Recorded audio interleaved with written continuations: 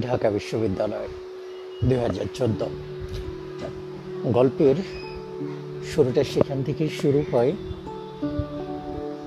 যেখানে একজন ছাত্র উচ্চ মাধ্যমিক শেষ করার পর তার স্বপ্নগুলোকে দানা বাঁধতে শুরু করে।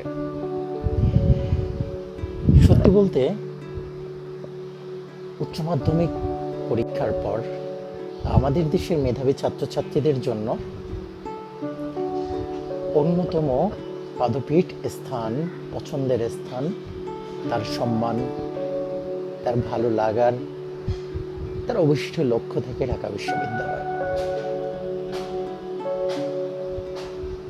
এই বিশ্ববিদ্যালয়ে এমন অনেক ঘটনা ঘটে, এমন অনেক জীবন চরিত্র আঁকা হয়, যে চরিত্রগুলো কাঁপিয়ে দেয় পুরো দেশকে।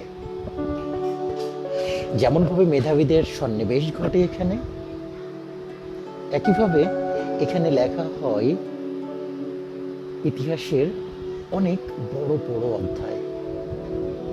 কিন্তু সবকিছু কি লেখা হয়? হয় না। এমনই কিছু ঘটনা নিয়ে আপনাদের সাথে থাকবো আমি। চ্যানেলটি সাবস্ক্রাইব করবেন আশা করি।